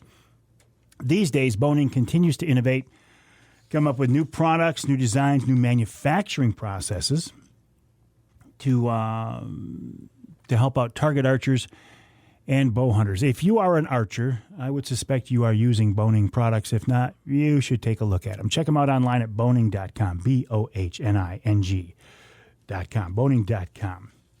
While you are online, head on over to teachinfishin.com. Teachinfishin.com, the website of Lance Valentine, my guest right now. And Lance, I think I finally got it through my head not to use the old website. I won't even mention it, but people should go to teachinfishin.com. And I got to ask you before we get started, are you an ice fisherman at all? I don't think you and I have ever talked about ice fishing. I am not. I grew up a hockey player, and and that was enough ice. Yeah, well, there just wasn't any time, right? There just wasn't any. 2 or 3 nights a week you're practicing, and every Saturday and Sunday, you're playing. I had a brother who was 4 years younger, and he played hockey. So our winters were, tied up at the rink, which we loved. I mean, that's what we did. But yeah, I never really got into ice fishing, and It's never been anything that really has intrigued me. I don't like the fact that, we're getting more mobile, but, to be able to make your whole world an 8-inch hole, and maybe move a little bit, make it another 8-inch hole. I just don't know if that's something that I just, I've tried it a couple times, but it's just not one of those things that I like to do. So, obviously when I started doing this full time, seminars became a big deal. We're so busy with show season and seminar season, and I used to be traveling all over the country and all that stuff. And so now we just kind of take winter and take a little vacation. We just got back from Florida to the Keys, and we do our seminars and try to get all of our content recorded for the year. And just something I've never, ever really, really done. Did you fish with Lance Keene while you were down there? I did. We went down. We spent 3 days with Lance. Didn't get a chance to go backcountry because of the way the weather was. So we were out on the ocean and then just inside the Gulf there on the Gulf side of the Keys. And had a great time. Caught a ton of fish, as we always do. It was. It's always fun. It's always fun to fish with Lance. He's a good time, and he has learned. There's another guy right there who has learned how to calm down a little bit. When he first started, and I've known Lance since he was about 7 years old. When he first started guiding, he did something a lot of guides do. They take their intensity and their tournament mentality and their got to catch fish mentality, and they bring it to their guide boat. And sometimes that's not the best thing to do, because sometimes customers, we got to remember as charter captains that customers are paying us not necessarily for a full live wall of fish. They're paying us for an experience. They're fishing with people that they can't fish with on their own. They're going to a place that they don't know how to fish and they can't do by themselves. They've got 4 or 5 people in the boat that they enjoy fishing with, and they don't want to have to run the boat and launch the boat, so they pay us to do it. They're paying for an experience, and sometimes we forget that grind, get that fish in as fast as you can, get it off, let's go. That's not what they want. They want some fish to take home for a fish fry, but they want an experience. And I think what a good guide does, an experienced guide, and some of the best guys, they read their customers quickly and go, you know what, if I can get 10 fish in the boat today, this is going to be good. There's the guy everybody's picking on, or it's his birthday, or he's getting married, or whatever the case may be. So everything has to kind of focus around that. That's the kind of day I need to make it. They brought a bunch of snacks, so that's going to be kind of fun. We're going to eat. I know a story about these 2 guys, whatever the case may be, and you incorporate that into the day so it's an experience, not just a big, giant cooler fish at the end of the day. And I think the guys who are really, really good and continue to have a lot of trips, I think that's what they do better than the guys who get a trip, catch a lot of fish, and those people never, ever come back because they caught a lot of fish, but they didn't have an experience. I think that's something that a lot of if any new charter guys are listening, that's the most important thing, is make sure your customers enjoy the experience of the day on the water with you. Man, I know exactly what you're saying. I fished with a guy one time, and we caught fish, but he was so intense and he was so on the edge that I didn't enjoy it. I mean, I wanted to touch some rods. I wanted to, but no, not on this boat. So needless to say, I didn't fish with him again. Let's turn our attention a little bit to this upcoming Detroit River springtime walleye fishery. I felt when I booked you that I had you on a little bit too early this year, Lance. But, in past years, mid-March was not uncommon to be out on that water. Yeah, and people have to realize that a lot of what we think happens when we think it happens doesn't happen when we think it happens. There are fish in the Detroit River right now that are staging. There are fish that have come from Lake Erie, and we know by tracking studies that this time of year, fish are every day constantly moving in and out of that river back and forth to the lake. So there's a fishery of big pre-spawn females right now on Detroit. The question is, when can we get there because of the ice? So that's always the biggest thing, right? So as soon as the ice goes out, it isn't always the best time to go, but there are some fish in that system. So the minute the ice gets off and it is safe to go fishing, I would tell guys, to get their boats and get on that river. Now, again, remember, you may not catch a limit. You may only catch one big fish. You may only catch a couple males, depending on the day. It's not as predictable as it is, 3rd week of April all the way through, the end of May, when it is better as far as predictability and consistency. But man, once that ice is gone and you don't have to worry about, getting back to your dock because the ice flow is keeping you out, get on that river. There are things happening right now. There are fish right now that are there getting ready to spawn, and they are eating right now, and they are getting fat, and they are waiting for spawn time, and they are definitely in that river. So the minute it happens, don't wait to get down there. Again, just set your expectations different than you would, if you were in the middle of April, through May. I know when I fished with you last spring, part of our conversation was that you are, at the time at least, were a little bit concerned about that springtime fishery. Any more thoughts on that? Yeah, it was different last year, and you guys kind of hit it.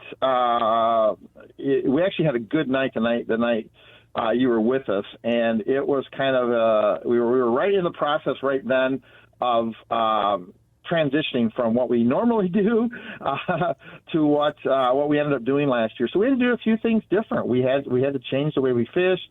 We weren't necessarily vertical. We weren't using as big a jigs as normal. We downsized our jigs. We kept our jigs off the bottom a little bit. We downsized our bodies, went to bodies that you could see through, clear colored bodies, and that made a lot of difference. And we were right when you came. We were kind of right in that transition between we had some ideas and they were starting to kind of come together. And about a week after you came, we got it all figured out and really went on a rampage and really had our normal Detroit River season. But it was different last year. We had to fish different. The water was clean.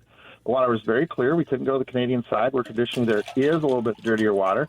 So we had to kind of adapt. And sometimes when you are stubborn like this old guy is, sometimes adapting is not the easiest thing to do. But once we kind of put the whole program together, and again, I would encourage guys, build a network. Everybody sometimes fishing want to be secretive. Build a network, because the information I got that led me to a great fishing season came from about 15 different people, right? A piece here and a piece here and a piece here. And we were able to put together the changes that actually turned our season from, average or maybe a little less than average to, another great year on the Detroit River by the time we figured it out. So be willing to share, be willing to listen. Build yourself a network of guys you trust.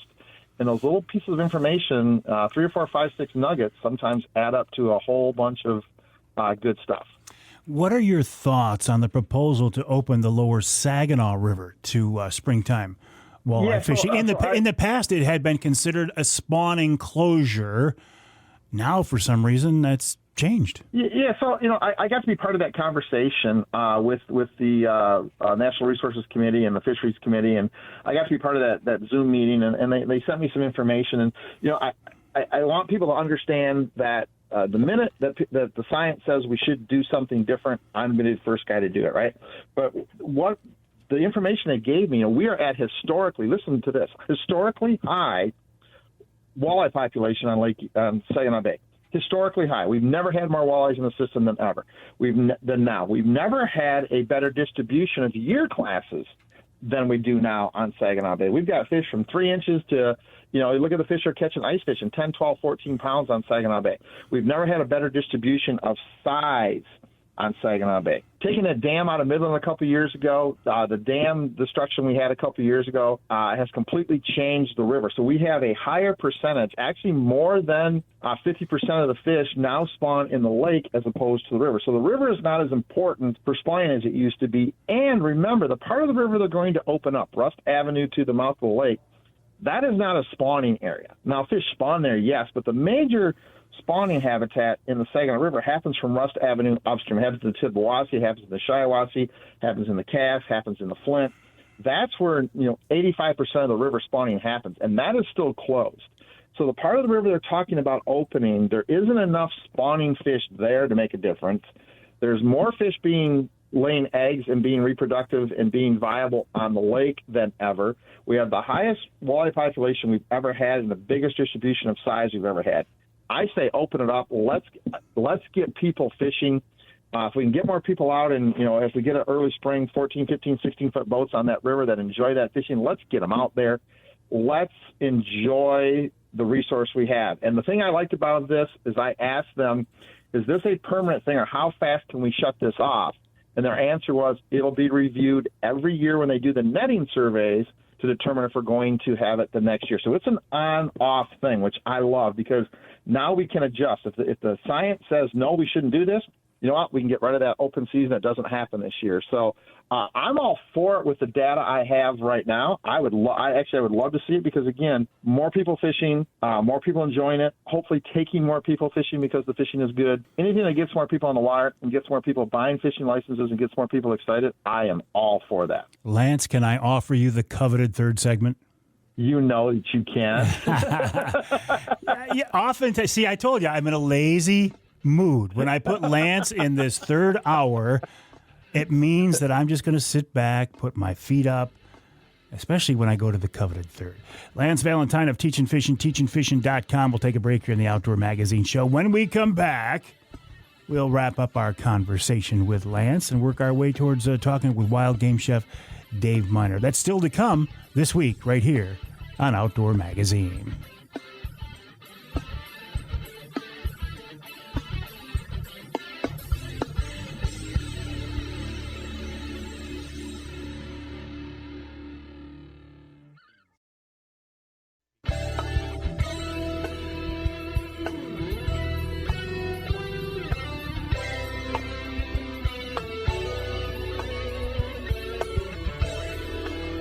You can hear the Outdoor Magazine Show in Ludington on News 97.98, 98.7 WLDN. You can also hear us just up the road in Manistee on WMLQ 97.7 FM. And let's jump over to the other side of the state. WSGW AM 790 and 100.5 FM. In fact, I'm in the studios of WSGW right now for 3 hours every week. This one small corner of the building. There are many studios here. We kind of consider this the Outdoor Magazine studio. Then when I'm out of here, it goes back to the Pat Johnston studio.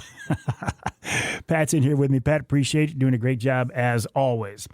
This segment of Outdoor Magazine is brought to you by Reader Landscaping. Reader can take care of your lawn and property because it's your nature and our nurture. Let Reader create an outdoor getaway in your backyard. Now, as I look at my backyard right now, it doesn't really look like the type of place I want to go and sit out and enjoy myself because it's cold and it's covered with snow. But pretty soon, it's going to get back to the backyard oasis that Reader created for us. They can do the same for you. Check them out online at readerlandscaping.com. That's readerlandscaping.com. And it is not too early to get in touch with Reader and schedule your lawn maintenance or your projects for the year. In fact, this is a great time to do it. Don't wait much longer. ReaderLandscaping.com.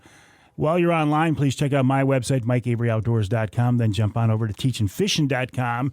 You will find more information on Teachin Fishin than almost any other website out there. In fact, more than any other website I can think of, because Lance Valentine is the guy behind Teachin Fishin, and you know that he has made a career out of teaching people how to fish. Lance, let's continue our conversation about that springtime Detroit River fishery. You got a big river. It's deep. It's a lot of current. How do you catch fish there? So that's a good question.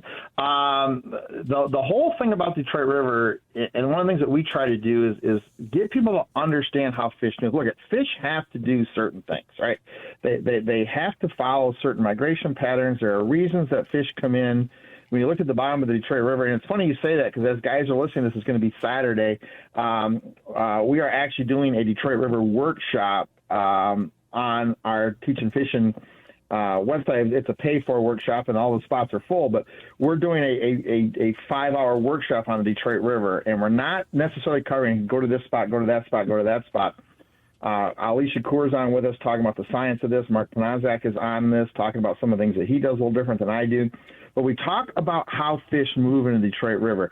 There's only 3 ways they can come in. When you look at the bottom, there's only 3 ways they can come in. They have to come into the Trenton Channel, they have to come in through Sugar Island, or they have to come in the Canadian side. And there's very specific reasons and very specific timing on when those fish come in each one of those 3 migration routes. And depending on what migration route they come into, determines how they're going to move, how fast they're going to move, and what part of the river they're going to fill in. So understanding how this happens and why it happens and how, remember when Trenton Channel used to be the place to go, right? You had to go to the Trenton Channel, and you had to go to the Trenton Channel. That was the only place to go. Well, the problem with the Trenton Channel now, one of the things that made the Trenton Channel attractive, number one, it's very close to Lake Erie.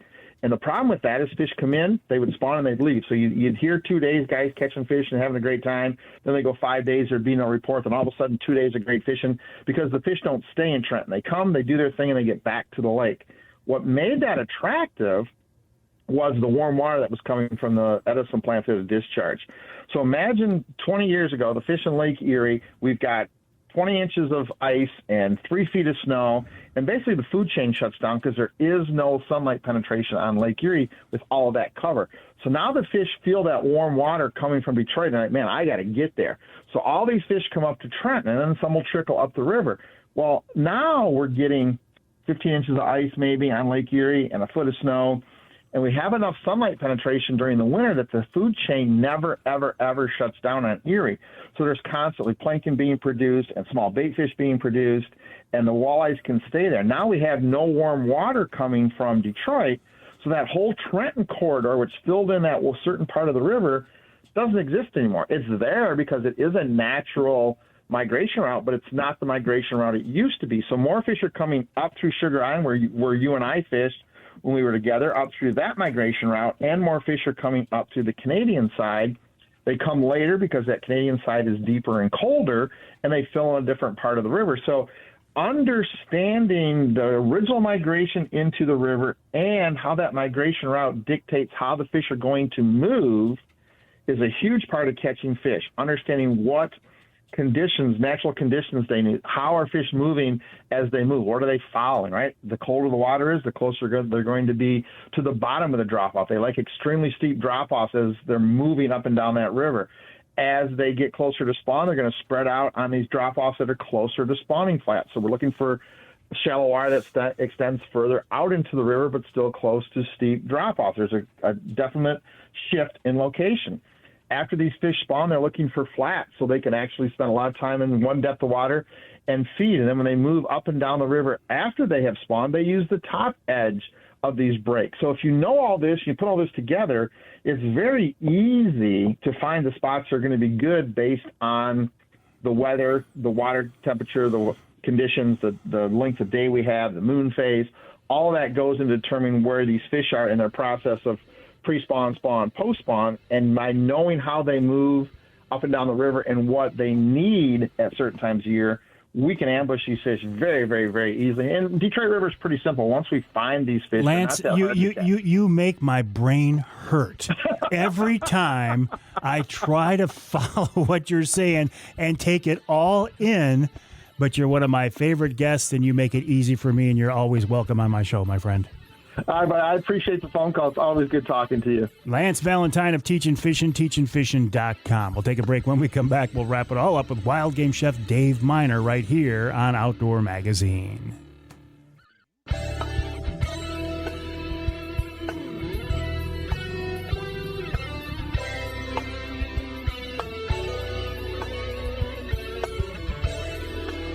Welcome back to Outdoor Magazine. My name's Mike Avery. So glad to have you along with us. I do truly appreciate your time.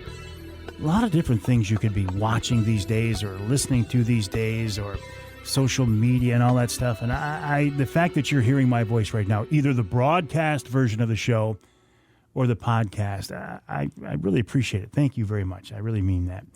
I also appreciate the fact that wild game chef extraordinaire Dave Minar has stayed with me for so many years. He could have bailed. He could have taken off. He could have taken the easy way out. But no. Even when he was having a heart attack, Dave talked to me on the show from the parking lot of the hospital. That, my friends, is dedication. And that's why one of the reasons I consider wild game chef extraordinaire Dave Minar such a good friend of mine. David, welcome back. How you doing, buddy? Not having a heart attack today, that's for sure. Thank God. Well, we're a step ahead of things right there then. That's a good thing. So, how you doing, Michael? I'm doing good. I'm getting excited for our big Trinity Monitor wild game dinner and auction. I know from your perspective, everything's coming together nicely. Oh, yeah. I'm so excited for this. It's been so long since we had one of the big ones, and I'm so glad it's yours. Me and the crew are just geeked. We are as well, Dave. In the meantime, though, how about a recipe? What do you have in mind?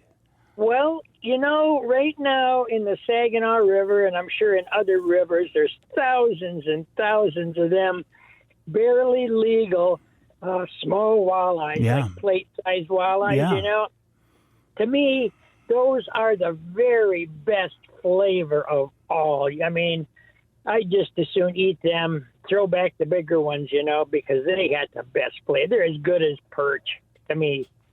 So anyway, now that, say you've got some of these little plate-sized walleyes, you want to scale them real good, and then you want to debone them from the inside out. You take your fillet knife, that flimsy bladed one, and you run it down each side of the rib bones on both sides, and then you can take your fingers and along the backbone and rub your fingers along and break that loose, and then throw that away. And then you've got just basically a package of meat with only a small amount of bones. But them little guys, a lot of them bones cook up, so it's not too bad. So anyway, say this would be a recipe for 4 of them small walleyes. You need about 3 to 4 cups of soft breadcrumbs diced real fine. 1 to 1.5 cups of mushrooms. You could either slice them or dice them kind of small, whichever you prefer. The juice of a lime, more or less, to your diner's flavor. About 1/2 cup to 1/4 cup of scallions sliced real thin. Couple of eggs beaten up. About 1/2 cup, which is going to be about 1 large red or yellow pepper, because it's got a lot of color to it. And they're a little sweeter, too, than the green ones. 2 to 3 or 4 cloves of garlic, whichever. If your family likes a lot of garlic, go to the 4. If they don't care for it so much, go down to the 2. But you got to have a little bit in there anyway. So about a teaspoon or so of maybe 2 of chopped parsley. And you're going to need some milk to moisten this with.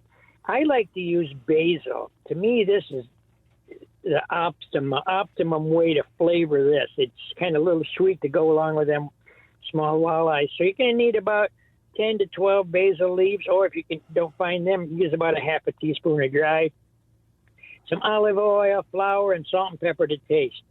So in a small amount of olive oil, with a nicely warmed up pan, you're going to saute the pepper, the garlic, the mushrooms, the scallions, and the basil. You want to cook that slowly for a little while to break that flavor loose. Get the onions kind of transparent.